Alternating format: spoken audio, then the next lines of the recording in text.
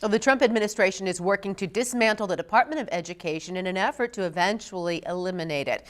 President Trump signed an executive order today directing Education Secretary Linda McMahon to take steps to shrink the department. The move has been in the works for months. The administration saying the decision is the right thing to do to get education back to the states. Governor Kim Reynolds and several other GOP governors were at the signing today. Reynolds received praise from the president on her handling of Iowa's education system.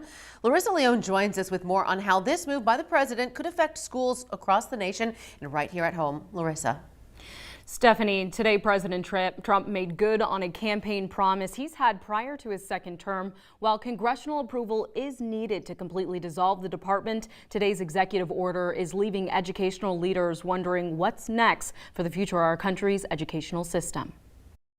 President Trump is directing Education Secretary Linda McMahon to take all necessary steps to facilitate the closure of the department and return education authority to the states. Trump signed the order during a ceremony with children seated at desks alongside him as he fulfills his campaign promise. We're going to be returning education very simply back to the states where it belongs. The White House noting the department will not totally shut down. When it comes to student loans and Pell Grants, those will still be run out of the Department of Education, but we don't need to be spending more than $3 trillion over the course of a few decades on a department that's clearly failing in its initial intention to educate our students. The Iowa State Education Association shares why it believes the order could make matters more challenging for students who rely on additional support. Iowa receives over $300 million a year on funding from the federal government to support Title I and the title programs and IDEA funding.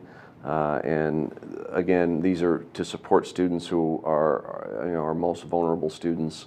We reached out to the Iowa Department of Education regarding the future of this funding, but have yet to hear back. The order calls for the uninterrupted delivery of services, programs, and benefits on which Americans rely, though it's unclear the exact programs included. Sources told ABC News the administration has been looking into how to move some of the key programs to other agencies. This move comes after the administration laid off 50% of the Department of Education staff, the president showing no signs of stopping even more pink slips from being handed out.